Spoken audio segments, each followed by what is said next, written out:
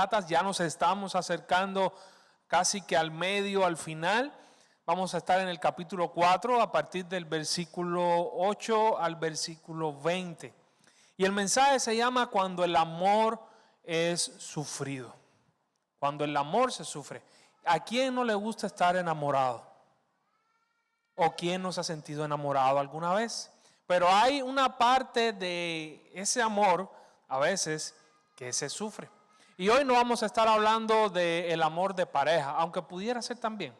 Vamos a estar hablando de un amor especial también. Vamos a estar hablando, o particularmente voy a hacer referencia al amor que expresa Pablo en esta porción de las Escrituras, que es un amor de él por su pueblo, por sus ovejas, por aquellas personas a las cuales él ha puesto a su cuidado. Entonces, hoy voy a hablar mucho sobre este amor pastoral, por decirlo de alguna manera, pero me gustaría que no te quedes solamente, eso es solamente para el pastor o para los pastores. No, piensa también, me gustaría que te identificaras con el amor que tú pudieras tener por un hijo.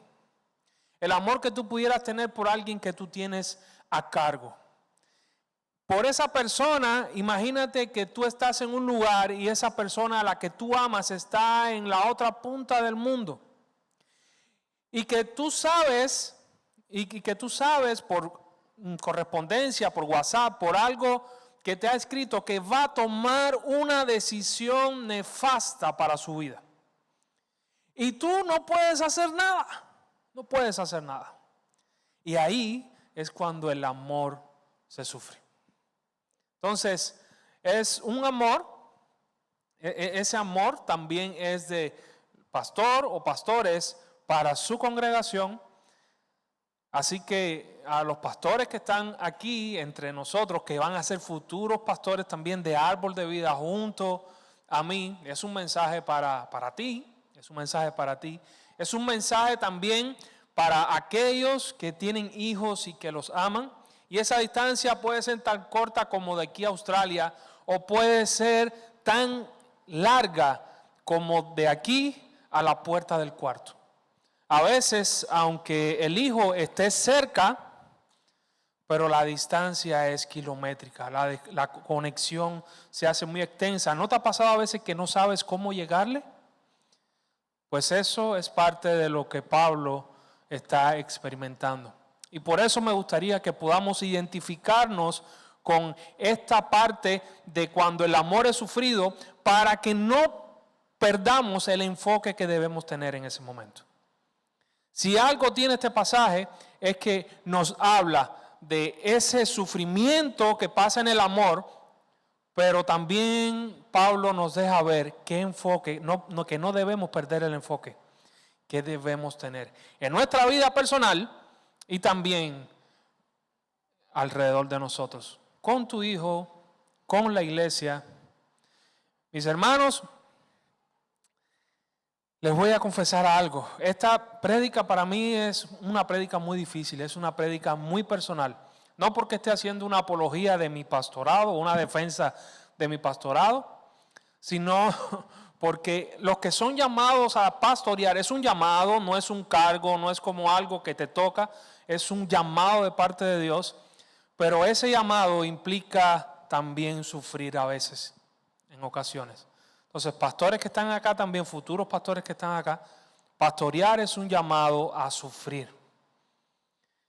El mejor pastor, fíjense la especialidad de este carguito, el mejor pastor pues fue traicionado por 12, lo abandonaron, fue traicionado especialmente por uno de sus mejores amigos lo negó 3 veces y murió por aquellos a los que él amaba y quería salvar.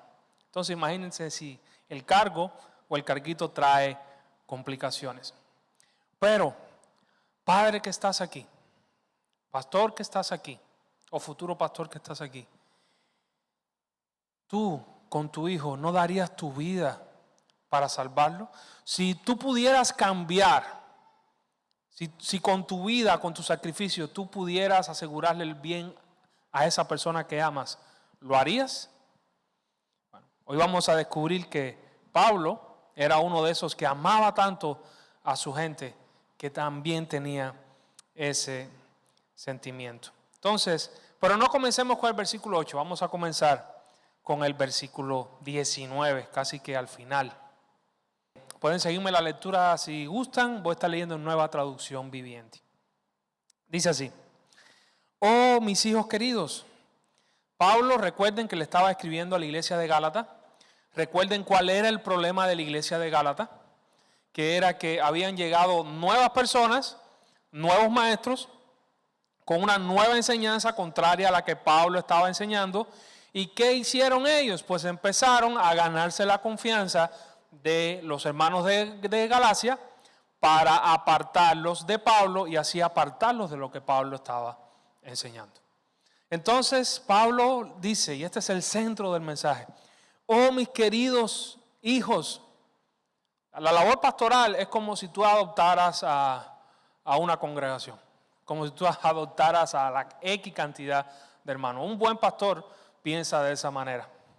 Oh mis queridos hijos, siento como si volviera a sufrir dolores de parto por ustedes.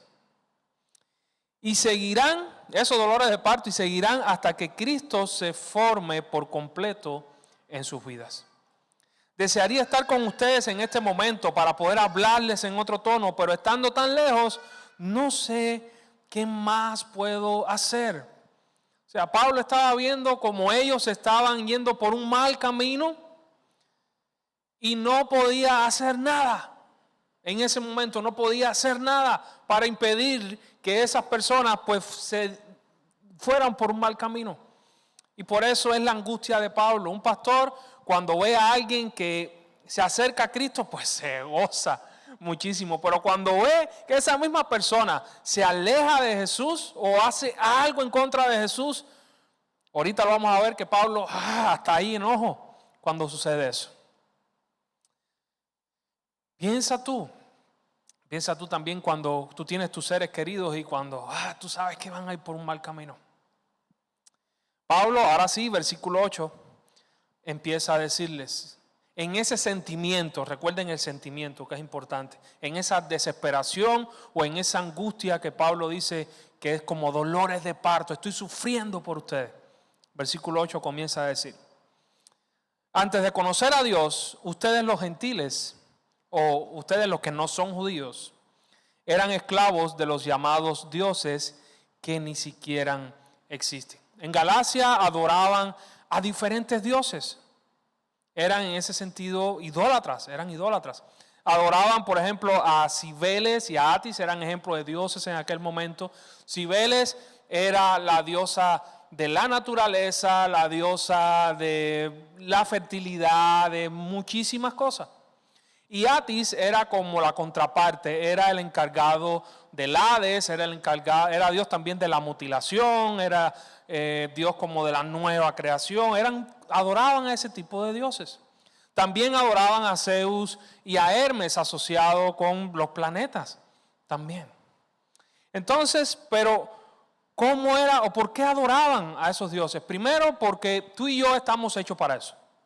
Aunque no lo creas, tú y yo tenemos un chip dentro que está diseñado para adorar algo o para encontrar en algo esa última palabra que hay ahí, que es shalom. Ahorita voy a explicar qué cosa es. Entonces, ¿cuál era el contrato? Ellos adoraban a esos dioses buscando seguridad, buscando fortuna, buscando tener el control de sus propias vidas, tener algo a lo que aferrarse, buscando también poder o buscando dicha, buscando en resumen el shalom. Shalom es la palabra hebrea que traduce en nuestra Biblia como paz. Pero paz se queda corto en nuestro idioma. Shalom viene siendo como esa armonía. Cuando la Biblia habla de shalom, habla de la armonía en la vida con todos los elementos a nuestro alrededor. Te lo voy a poner un ejemplo. Es como cuando, por ejemplo, los negocios te van bien, no tienes problemas de salud, tus hijos en el colegio están súper bien, no hay quejas por ningún lado, tienes paz, tienes armonía en todas las áreas de tu vida. Eso es shalom. significa armonía en todos los aspectos de tu vida. No hay nada que esté en desarmonía en tu vida. Y Dios nos ha creado con el propósito de nosotros estar en su shalom. En otras partes de la Biblia, ese shalom se identifica como reposo. Los que hemos creído en Cristo, pues estamos en el reposo. Al principio, Dios creó a Adán y Eva, los puso en el Edén para que estuvieran en su reposo, en su shalom. Y con el pecado, ese shalom fue roto. Pero el hombre tiene un chip, el ser humano tiene un chip de busca ese shalom constantemente. Pero como está separado de Dios, tiene que buscarlo en diferentes lugares. Tiene que buscarlo en dioses que se crea a su imagen o a su parecer. Tiene que buscarlo en la naturaleza, tiene que buscarlo en la magia. Pero a veces no es tan místico. A veces pues se busca, ¿sabes qué? Voy a tener el mejor seguro de la ciudad médico y ya con eso voy a estar bien. Sé que voy a estar bien, no me voy a preocupar. O voy a luchar por conseguir mucho dinero y ya eso me va a dar el shalom que yo necesito. O esa armonía en paz que yo necesito. O ¿sabes qué? Quiero una esposa o quiero una pareja y eso me va a garantizar a mí la paz. O sencillamente quiero un mejor trabajo. Para cuando trabaje, no sé, irme de vacaciones o quiero viajar por el mundo, eso me va a dar la paz. Cada una de esas cosas, de estas, no quiere decir que sean necesariamente malas. El problema está en cuando nosotros buscamos eso por encima de lo que debemos buscar de verdad. De lo que nosotros sabemos que va a estar nuestro shalom. Y Pablo, si recuerdan al principio del capítulo 1, él decía, hay un solo evangelio o hay una sola buena noticia. Y conectándolo con esto, hay un solo lugar o un solo evento o una sola persona que te puede dar el shalom que tú estás buscando. Y ese es la buena noticia de que Cristo ha muerto por ti y te ha dado libertad. Entonces, si buscamos ese shalom de otra manera, fuera de Jesús, pues según Gálatas capítulo 1, versículo 9, también está diciendo, están en maldición, son malditos. Porque estamos intentando llenar en nuestro corazón seguridad, control. Estamos intentando llenar algo que nada en este mundo lo va a satisfacer. Entonces, Pablo le está diciendo, antes de conocer a Dios, ustedes pues eran esclavos de los llamados dioses. Pero para nosotros ahorita éramos esclavos de aquello que nos prometía, o pensábamos nosotros en nuestra mente que nos prometía felicidad, que nos prometía seguridad, que nos prometía valor en esta vida. Eran esclavos de esas cosas que ni siquiera existen. Todo en esta vida se puede derrumbar fácilmente. Y te digo algo, si tú eres hijo de Dios, Dios no va a dejar que nada en esta tierra compita con Él. A veces tú vas a poder aferrarte a algo, pero cuando Dios vea que tu corazón se está inclinando a eso, a decir, voy a confiar en esto me va a garantizar algo, ¿sabes qué? Dios te lo va a quitar. Si verdaderamente eres hijo de Dios. Porque Dios te cela. Esa es la buena noticia también. Porque Dios quiere tu shalom máximo. O quiere darte la paz máxima. Y Él sabe que solo la vas a encontrar en Él. Y a veces por eso nos desesperamos. A veces por eso batallamos y luchamos contra Dios. Pero no vamos a obtener lo que queremos tampoco. Sin Él no lo vamos a obtener. Entonces, sigue diciendo Pablo. Así que ahora conocen a Dios. O sea, estos Gálatas pues creían en estos dioses, creían en Cibeles, creían en Hermes, creían en un chorro de cosas. Pero llega Pablo y cuando llega Pablo les predica el evangelio y ellos aceptan a Jesús y dicen, wow, sí, Jesús es el único Dios. Entonces Pablo dice, así que ahora que conocen a Dios, o mejor dicho, ahora que Dios los conoce a ustedes, porque esa palabra conocer habla de, no, sí, yo conozco a aquel que está al final, ya sí, lo veo, no. Conocer, cuando la Biblia dice conocer, habla de una relación íntima. Entonces, sí, nosotros conocemos a Dios, pero es más importante que Dios, que es el soberano, el rey, el importante de verdad, el rey de reyes, Él te conoce. Él te conoce. Eso es más importante todavía. Y eso es lo que nos da garantía a nosotros. Dios los conoce a ustedes. Entonces, ¿por qué quieren retroceder y convertirse otra vez en esclavos de los débiles e inútiles principios espirituales de este mundo? Voy allá un momentico y ahora regreso con ustedes. Los Gálatas, ¿cuál era la idea de ellos? Servían a otros dioses para que les rendían sacrificio, le ofrecían sacrificio, le ofrecían culto. ¿Y cuál era la idea? Yo te doy, entonces tú me vas a dar shalom, tú me vas a dar protección, tú me vas a dar seguridad, tú me vas a dar lo que yo necesito. Llega Jesús, Pablo con el evangelio, le dice, Jesús es el único Dios, estás condenado, pero Él murió para que tengas vida eterna. Ahora creen en Jesús, oh, vida y libertad. Llegan entonces estos otros maestros y empiezan a decir, ¿sabes qué? Si no empiezas, o sea, Cristo murió, pero si no cumples estos requisitos, pues no vas a ser salvos. Entonces, de rendirle culto a los falsos dioses, por obtener beneficio, pasaron a Jesús, pero ahora había maestros que estaban diciendo, si quieres los beneficios de Jesús, tienes que cumplir ciertas cosas. Y cosas que Jesús no había mandado, es lo más curioso. Es por eso que Pablo le dice, si ya fueron libres, ¿por qué ahora se van a volver a encadenar a los principios antiguos o los principios obsoletos espirituales de vamos a trabajar por obra? Tienes que hacer para que Jesús te bendiga. ¿Por qué se van a volver a esclavizar a estos principios otra vez? Pretenden ganarse el favor de Dios al cumplir con ciertos días o meses o estaciones del año. ¿Qué quiere decir esto? En el Antiguo Testamento, el culto a Dios que Dios le había dado a su pueblo, pues tenías que guardar meses, o sea, tenías que hacer en ciertas fechas ciertas cosas, eran festividades, y más adelante vamos a estudiarlo para que vean que las festividades eran fiestas, pero eran fiestas religiosas que tenías que hacerlas en X días. Guardar los sábados estaba en la ley, tenías que abstenerte de hacer ciertas cosas. Entonces, pero cuando viene Jesús, eso es sombra de todo lo que Jesús iba a hacer y eso ya no era necesario para agradar a Dios o para buscar el favor de Dios. Entonces, Pablo dice, ¿cómo van a volver ahí otra vez? O sea, ya conocen que Cristo los ha salvado, ¿cómo van a volver otra vez a pretender ganar el favor de Dios por hacer cosas buenas? Temo por ustedes, dice Pablo, quizás todo el arduo trabajo que hice entre ustedes fue en vano. ¿Por qué? Porque no habían entendido todavía. O al menos se estaban persuadiendo de que tenían que hacer algo para obtener el favor de Dios.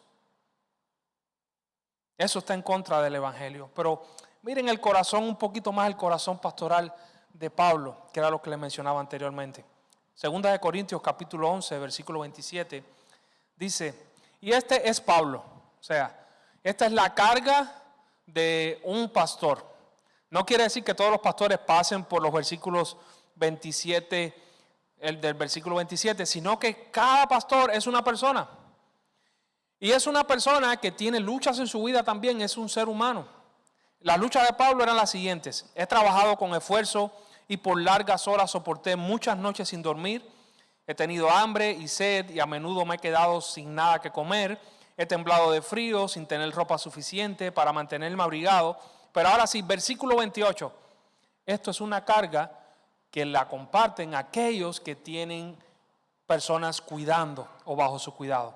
Dígase pastor, dígase también padre de familia, dígase también alguien que se preocupa por lo suyo, pero más enfocado al pastor.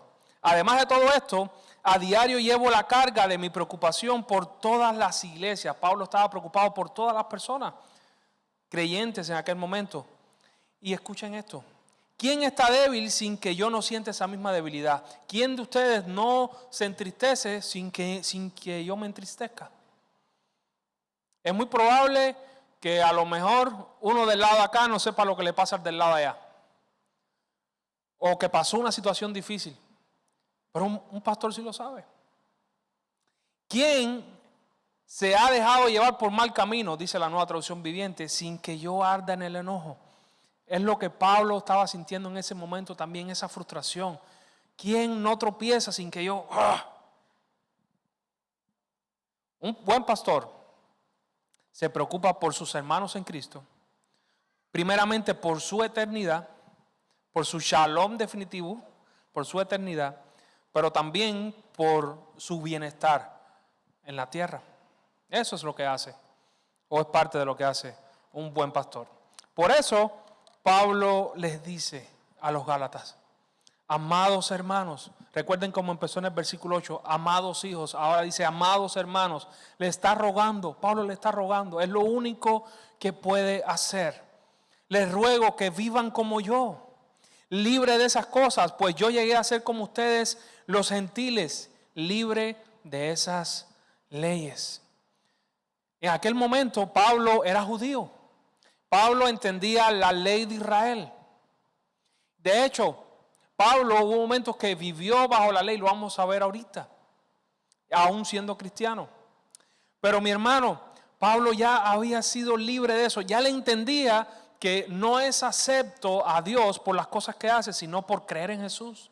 Y ese creer en Jesús entonces lo lleva a obrar conforme a la voluntad de Dios. Ya él había roto esa cadena. Sí se sabe la ilustración del elefante, está el elefante, tiene una cadena, tiene la estaca. Llega alguien, cuando es chiquito, él intenta salir, no puede porque no tiene la fuerza para romper la cadena. Cuando es grandotote, cuando ya el elefante está grande y fuerte, sigue la misma cadena, pero alguien le saca la estaca o le rompe la cadena, pero él no se va de ese círculo porque está adaptado a lo mismo con lo mismo. Y es como, imagínate si tú y yo fuéramos ese elefante, imagínate que estamos encadenados, no tenemos otra visión, pero llega Jesús, llega con el Evangelio, rompe esa cadena, y cuando rompe esa cadena, a veces somos como el elefante, nos quedamos ahí. Tenemos un mundo, tenemos una visión completa nueva para ver, para disfrutar, para servir, para adorar, para estar en el propósito de Dios, pero nos quedamos ahí. En lo que conocemos, en lo seguro, en la comodidad. Y es como si Jesús pudiera decir: ya, tú eres libre, pero ¿qué onda? ¿Qué pasa? ¿Será posible? Piensa, si has creído en Jesús y todavía estás en donde mismo, chocando con lo mismo. Pablo le está diciendo a los cristianos en Gálatas: sean como yo, sean libres, les ruego que sean libres de los prejuicios culturales, de todo tipo de prejuicios, de intentar ganarse el favor de Dios. Ya Cristo ha roto esa cadena. Pablo era íntegro. ¿Qué era lo que le estaba diciendo? Este es el pensamiento un poco más expandido. Pablo era íntegro con el Evangelio, pero era abierto a lo que no comprometía la fe. ¿Qué quiere decir esto? Vamos a leer. Dice 1 Corintios, un versículo que amplía esta idea. 1 Corintios capítulo 9, versículos 20 y 22. Dos versículos. Pablo hablando. Cuando estaba con los judíos, vivía como un judío para llevar a los judíos a Cristo. O sea, cuando estaba con los judíos, y lo podemos ver en Hechos capítulo 25, Pablo llega a Jerusalén y ahí le dicen: ¿sabes qué? Hay 3 personas que tienen voto nazareno, ve al templo, págales ese voto para que los judíos vean que tú no estás en contra de la cultura, que tú no estás en contra de nuestras leyes, de nuestras tradiciones. Y Pablo dice: ok, yo puedo hacerlo, porque la cultura y la tradición no es el enemigo, no hay ningún problema. El problema es cuando eso está en contra del Evangelio, pero mientras tanto yo puedo desenvolverme ahí sin ningún problema. Entonces, cuando él estaba con los judíos, pues vivía como un judío para llevar a los judíos a Cristo. Cuando estaba con los que siguen la ley judía, yo también vivía bajo esa ley, a pesar de que no estoy sujeto a la ley, Es un trabalengua, pero lo que Pablo estaba diciendo era, yo podía estar con ellos, podía compartir con ellos, eso no me quitaba a mí el privilegio de ser cristiano, pero yo sabía que esa ley ya no me condenaba. Y paréntesis, en estos días alguien me preguntó, ¿la ley está vigente? O sea, la ley que hemos estado viendo, el Antiguo Testamento está vigente, y la respuesta es depende. ¿De qué sentido? Está vigente como una guía para salvar, nunca ha estado vigente porque ese nunca fue el propósito, lo vimos en la prédica anterior, pero está como una guía para conocer la voluntad de Dios, para saber lo que Dios quiere para mi vida, para saber de qué manera voy a acercarme más a lo que Dios quiere y a ese shalom que Dios quiere, pero para salvar nunca ha sido el propósito la ley. Entonces, y sí, evidentemente la condenación de la ley también está vigente, aún para aquellos que todavía no conocen el Evangelio. Por eso es que tenemos que esforzarnos en predicarlo. Entonces, sigue diciendo Pablo, me sujetaba a la ley para poder llevar a Cristo a los que están bajo la ley. Cuando estoy con los gentiles o con los que no son judíos, pues ¿qué hace Pablo? Quienes no siguen la ley judía, yo también vivo independiente de esa ley o vivo como ellos. No tengo ataduras de ningún tipo. ¿Cómo sería para nosotros hoy? Si voy, por ejemplo, a compartir en una iglesia donde creen que el pastor debe predicar en saco y corbata, pues me pongo saco y corbata. Y las mujeres solo falda, pues ok. Pero si voy a otra iglesia donde me permiten predicar en chorcitos así cortitos y playera, pues chorcito y playera. O sea, esas cosas no me atan, no me atan. A lo mejor alguien aquí le dice, eso es un escándalo. Pero piensen, son cosas culturales que no atan. Y es lo que Pablo está diciendo en este pasaje. No es que Pablo estuviera sin ley, sino que él obedecía la ley de Cristo. ¿Cuál es la ley de Cristo? Cree en el Evangelio, ama a Dios con toda tu alma, tu mente y tu corazón, ama a tu prójimo como a ti mismo. Y el que me ama a mí, dice Cristo, guarda mis mandamientos. O sea, no es que andemos sin ley, sino que ya el Espíritu Santo y Dios a través de su palabra nos ha enseñado que debemos caminar de una manera diferente, debemos caminar en amor. En el amor conforme a su voluntad, no a nuestra voluntad. Entonces, Pablo le estaba diciendo, vivan libres, vivan como yo.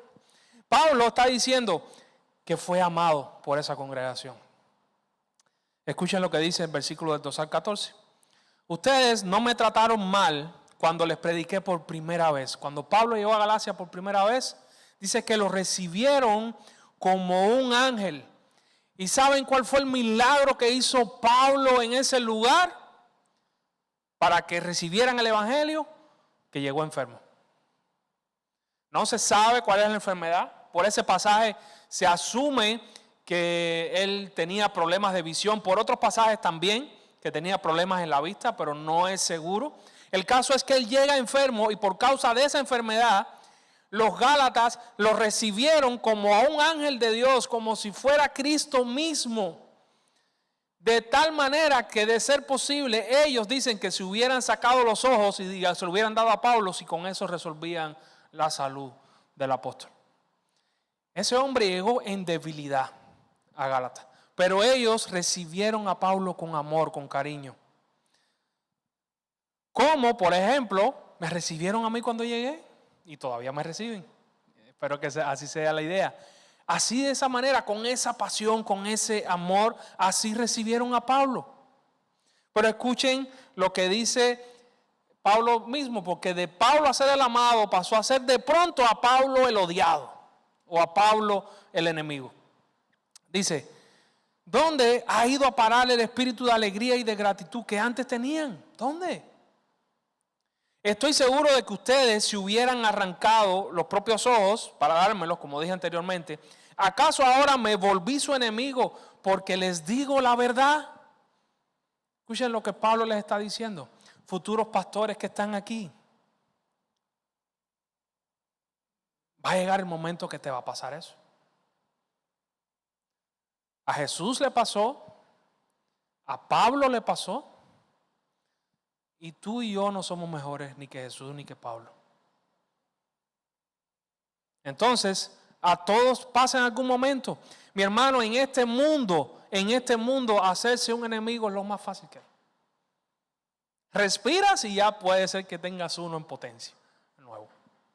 Literal.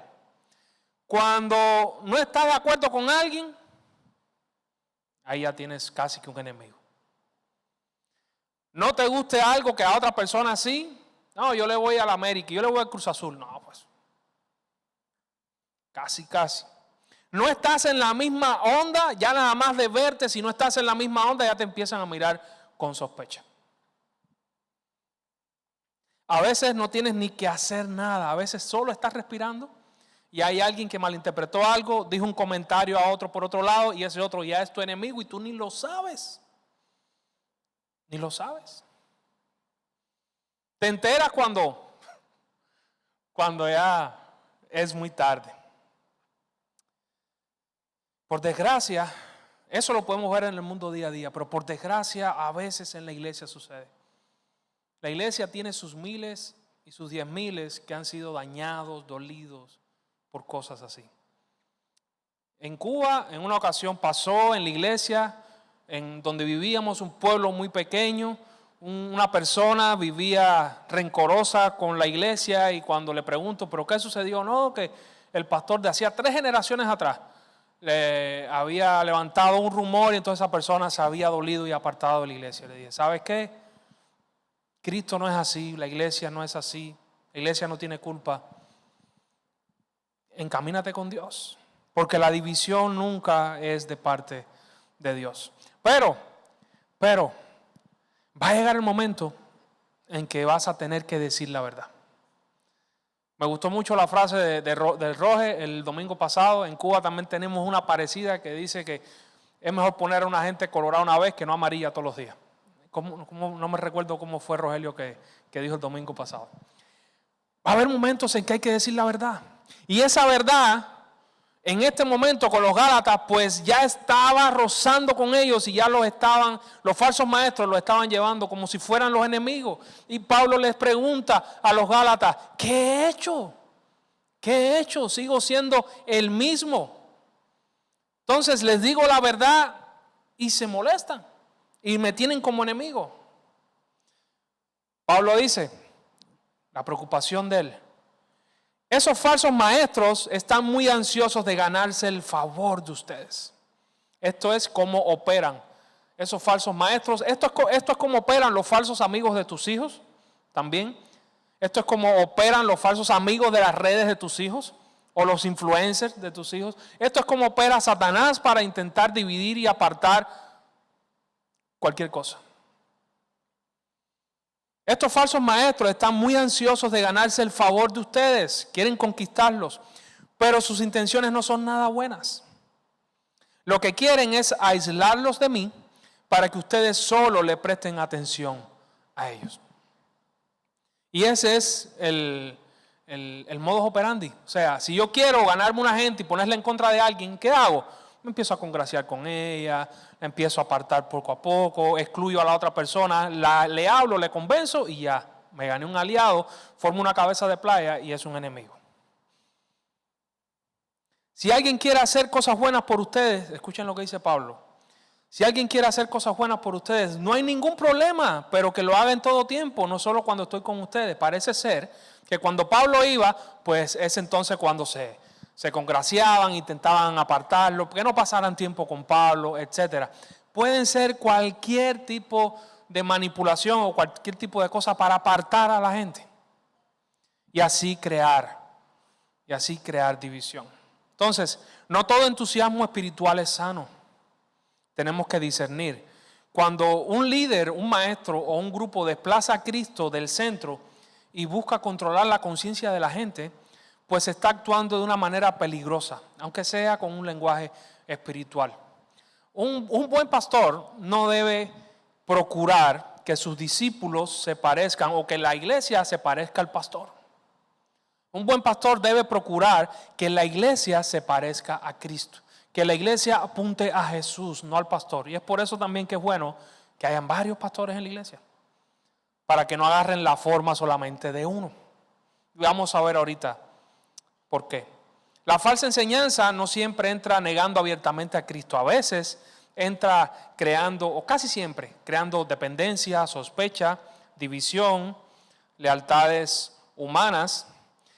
Por eso te voy a dar 8 tips en esta mañana. Voy a abrir un paréntesis, de forma sarcástica. ¿Ok? Esa parte es importante. Te voy a dar un tip, te voy a dar 8 tips en esta mañana de cómo dividir una iglesia.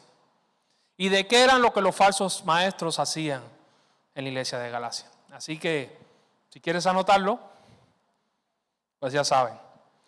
Número 1, pasillos antes que el púlpito. ¿Qué quiere decir eso? La división muchas veces no comienza en una reunión formal, sino en conversaciones privadas, paralelas, no van por los canales de la iglesia, o sea, no quieren resolver el problema. Imagínense, no sé, que hay algo. Hoy cuando terminemos de predicar, un grupo de personas que están en ese ambiente dicen, oye, ¿sabes qué? Mira cómo el pastor se paró a predicar hoy con la camisa, pero mira cómo se sentó, ese botón tenía más fe que el pastor, se sentó y le quedaba así. Entonces, estos comentarios, eso fue algo muy así, pero estos comentarios empiezan como, yo no estoy diciendo nada, pero ¿sabes qué? Oye, o hay cosas que no se están haciendo bien. Y es verdad que hay cosas que no se están haciendo bien, en todo lugar hay cosas que no se están haciendo bien y la iglesia no es excepción de eso. Pero la idea es que la iglesia siempre se debe estar reformando conforme a la palabra de Dios. Entonces, pero la idea no es solucionar el problema, la idea es crear crisis. O también, deberías tener cuidado, hasta en tono preocupado y todo, deberías tener cuidado porque, eso no está bien, ¿no? Así poco a poco, el pasillo se convierte en un lugar de influencia paralela donde se debilita la confianza y se alimenta la sospecha. Número 2, Cristo no, maestro sí. ¿Qué quiero decir con eso? Cuando vamos a cualquier lugar o tenemos una opinión sobre algo, no vamos a la Biblia, vamos a lo que dice el maestro tal. No, la Biblia dice tal cosa, no, pero fulano interpreta esto de esta manera. Entonces, ¿qué quiere decir eso? Que pasa lo que pasaba en la iglesia de Corintios. Unos decían que eran del maestro Pablo, otros decían que era del maestro Apolo, otros que eran de Pedro, y otros rebeldones también decían que eran de Cristo. Entonces, ya no están siguiendo a Cristo, ya están siguiendo a una persona, y eso es la introducción para el desastre. ¿A quién estamos siguiendo? Yo espero aquí que nadie diga que es de Noel. La única persona que puede decir eso es mi esposa, que anda por ahí arriba, no está ni aquí. Entonces, tercero, canoniza las preferencias. Canonizar, en el sentido estricto, es una doctrina o algo, llevarlo al nivel de la palabra de Dios. Entonces, cuando tú canonizas una preferencia, ya la estás poniendo a un nivel que es un dogma y que de ahí no puede salir. Por ejemplo, vuelvo con la misma ropa. En la iglesia hay que predicar en saco y corbata. Si no, eres un hereje digno del infierno y de condenación. Es un ejemplo. Pero cuando empezamos a canonizar preferencia en el sentido de el tipo de música que se debe cantar en la iglesia es el sacrosanto. O es el worship, o es el rock, el heavy metal, no sé. Cuando empezamos a canonizar ese tipo de cosas y preferencias, estamos creando barreras que la iglesia, la Biblia y Cristo no crean. Y eso causa división, porque a mí me gusta el heavy metal y a otras personas les gusta el worship. Entonces, número 4, propaga el chisme santo. Si quieres dividir una iglesia, pues también propaga el chisme santo. Te voy a explicar cómo es. Hermanito, vengo a que ores por fulano, porque fulano ayer le ha dado una paliza, salió de su casa, le dio una paliza y después se fue para la esquina y agarró 3 botellas o 3 cheves y se la tomó y después se fue y no sé qué. Pero oremos por él, por restauración y recuperación y eso. No se lo dice al pastor, se lo dice a todo el que te encuentre. Eso es propagar el chisme santo. O estoy preocupado porque fulano, tal cosa. Piensa siempre cuál es el objetivo. ¿Lo estás haciendo con la idea de ayudar, apoyar, sanar, restaurar? ¿O tu objetivo es crear aliados para que tengan tu punto de vista y cuando te sientas bastante fuerte, pues explotar? Número 5, ministerio céntrico. ¿Qué quiere decir eso? O sea, si eres líder de ministerio, digamos alabanza, adulto mayor, que no hay ministerio aquí de adulto mayor, voy a poner ese ejemplo, pues tú defiendes tu pedacito, tú defiendes tu ministerio y no empiezas a servir a la congregación, solo te encargas de lo tuyo y lo tuyo eres cerrado, no dejas entrar ni salir nada y ya no estás sirviendo. Y entonces, más que una bendición, está siendo un obstáculo. También. Número 6, corrección controladora. Cuando corriges o cuando corregimos, ¿cuál es la intención? Si la intención es restaurar, pues va a ser muy diferente a una corrección que lo que quiere es castigar y echarlo a un lado. Piensa, estoy yo en el contexto de la iglesia, pero piensa en tu familia. ¿Cómo haces la corrección? ¿Cuál es el objetivo que tú quieres lograr? Porque muchas veces nos guiamos por la ira o nos guiamos por nuestras pasiones y hacemos cosas que no pensamos que estoy logrando con esto. O sea, quiero que esa persona se restaure, me ame y me perdone y se una, o quiero destruir a esa persona. ¿O cuál va a ser mi objetivo? A lo mejor lo que quiero es yo sentirme bien y hacerla sentir bien mal y que después que pase lo que pase. Pero toda corrección debe ser restauradora. Debe ser con el objetivo de volver otra vez. Número 7, promueve los grupos cerrados. Si quieres dividir algo, pues haz tu grupito que sea cerrado. Solo estate mirando a los posibles candidatos, aquellos que cumplan con tus requisitos y que sepas que puedan tener influencia para destruir. Atráelos, enamóralos, adoctrínalos y después ya es parte de tu séquito. Un grupo cerrado que no deje entrar a nadie es un peligro. Número 8, final. Discernimiento sospechoso. Es ese que discernir es saber si está bien, si está mal, la verdad, el error. Y es ese que cuando pasa algo, oh, no, pero espérate, esa persona lo hizo por tal razón, no lo está haciendo de bien. O sabes que esa persona está haciendo esto, pero no. O esto lo hicieron porque esto está muy mal. Todo lo sospecha, todo es una conspiración. Eso también alimenta la división. Entonces, mis hermanos, creo que esto es una vacuna, porque creo que no está pasando, pero si somos tentados en algún momento a esto, sepan y piensen a dónde nos estamos dirigiendo. ¿A dónde nos estamos dirigiendo? Pablo le tocó por las malas. Pablo estaba lejos, Pablo no podía hacer nada, como dice en el versículo 19 más adelante. Pablo estaba sufriendo dolores de parto, estaba angustiado porque estaba viendo que los gálatas estaban caminando por un lugar malo, por un lugar que le iba a traer malas consecuencias. Y a lo mejor así tú te puedes sentir o en tu ministerio, o te puedes sentir en tu familia, que tú veas a tu familia, oye, estás en este camino y lo estás sufriendo y no sabes qué hacer. Pero en ese momento o en esa forma en la que podemos estar, Pablo nos recuerda que no debemos perder el enfoque y nos recuerda cuál debe ser nuestro enfoque. Y está en el versículo 19. Terminamos como empezamos. Oh, mis queridos hijos, siento como si volviera a sufrir otra vez dolores de parto. Siento otra vez el corazón se me está apretando. Y lo va a seguir hasta que Cristo se forme por completo en sus vidas. Has venido a los pies de Jesús, has entendido el Evangelio, has creído por fe que Dios te salva. Amén. Gloria a Dios. Pero sabes que el propósito de Dios no es que te quedes ahí. El propósito de Dios no es solamente que te quedes ahí, sino que Él quiere que Él sea formado en ti completamente. ¿Qué quiere decir eso? ¿Qué quiere decir eso?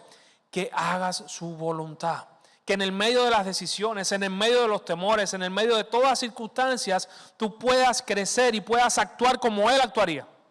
No como tú en tu carne, carnal, pecadora y con ganas de agarrar a alguien por el cuello querrías, sino como Dios quiere que tú y yo actuemos. Eso es que Cristo sea formado en los corazones. En ese contexto era que se volvieran de la tentación que estaban buscando de buscar la idolatría de otra manera o ser idólatras a su manera, dejar a Cristo más algo más. Y te lo digo sinceramente, y sufro dolores de parto por eso. Si tienes a Cristo como tu Dios, pero le añades algo más para garantizar tu shalom, no has entendido el Evangelio y estás viviendo una vida de maldición. No va a ser suficiente. Nunca va a ser suficiente. Solo Jesús puede darte lo que tu corazón está buscando. Solo Jesús. Y eso es parte de que Cristo sea formado en ustedes. ¿Cómo podemos hacer? ¿O qué podemos hacer para que Cristo sea cada día más formado en nosotros? Lee, cree y aplica la Biblia.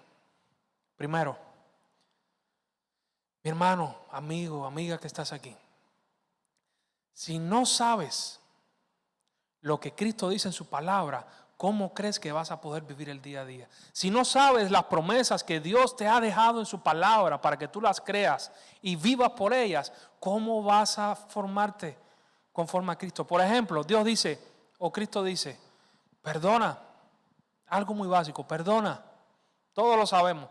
Pero si no lo hemos leído, o no entendemos que si no perdonamos es porque Cristo aún, o porque no hemos entendido el perdón de Dios, y es un problema bien grave, bien serio, que no haya reconciliación.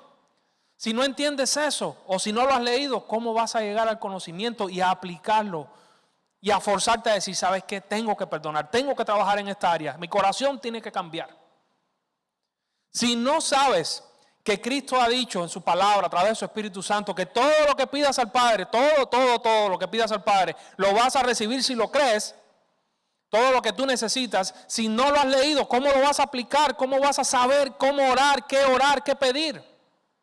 Si no sabes también que la Biblia dice que cuando pedimos mal para gastar en nuestros deleites y no pedimos conforme a la voluntad de Dios y es por eso que no recibimos. ¿Cómo vas a saber cuál es la voluntad de Dios por lo que Dios te está llevando a que tú ores y le busques? ¿Cómo lo vamos a saber si no leemos la Biblia? Si tú esperas a que tu conocimiento de la palabra de Dios para aplicarla sea de domingo en domingo, oh, mi hermano, de verdad que no vas a disfrutar ni el 5% de lo que Dios y las bendiciones que Dios tiene preparadas para tu vida y para mi vida. Aquí es solamente como la exhortación a que busques a Dios en la semana. Pero si no lo haces, no solo lee, cree y aplica. Ora a Dios, y orar a Dios significa depender de Él. Depender de Él. Señor, yo quiero tal cosa. Dios en su palabra me dice, Señor, yo quiero ofenderme con mi hermano que me ofendió. Yo quiero estar dolido. La Biblia dice, perdona, pasa la página y avanza. Pero yo lo quiero. ¿Sabes qué? Vas a tener libertad en uno de los dos lugares. Solo en uno. Tú decides. O te quedas en el rencor o dejas que Dios te sane y avanza. Muestra tu amor a imagen de Dios. Muestra tu amor no como tú entiendes el amor, sino como Dios dice en su palabra. Tienes que leerla, que es el amor. Muéstralo como Él. Si tienes un hijo que estás desconectado de Él, un nieto, un familiar, una persona que te preocupa, que lo estás viendo por un mal camino, no te hace caso o te ha dañado, obra de tal manera que él pueda ver el amor de Dios, la paciencia de Dios, la misericordia de Dios, la compasión de Dios en tu vida. Eso es formar a Cristo en nosotros. Por último, sirve con otros como una expresión de su amor. Sirve con otros. Sirve en comunidad. Servir es obrar, significa también entregarte a la obra de Dios, al propósito de Dios. Obra. Sirve junto a tus hermanos, alégrate con tus hermanos. Tú eres parte de un propósito grande. Si estás aquí, estás con una razón. Y esa razón es glorificar a Dios y llevar el evangelio. O una de las razones más de peso, de más grande, es llevar el evangelio a todo aquel que lo necesita. De este checklist de 4 cosas, piensa qué estás haciendo. Piensa. Con esto ya termino. ¿Cómo estás formando la imagen de Cristo en ti? ¿Cómo estás buscando tu shalom? ¿Cómo lo estás buscando? ¿En qué estás buscando tu shalom? Puede ser que lo estés buscando en cosas de este mundo y creas que hayan avances, vas a retroceder. Si Cristo te conoce, vas a retroceder. Él no va a permitir que otra cosa ocupe su lugar. ¿Estás leyendo, creyendo y aplicando la palabra? ¿Estás orando y dependiendo de Él? ¿O estás en una campaña de tips para en uno de esos 8 puntos? Muestra tu amor como Dios quiere que lo muestres y sirves con otro a forma de expresión de amor. Ese es el llamado para ti y para mí en esta mañana. Ese es el llamado. Sé libre, es lo que Dios quiere que seas. Que seas libre de todas las cosas malas, de todas las cosas que hay en el corazón y que puedas vivir, servir y gozarte en esta vida. Vamos a orar.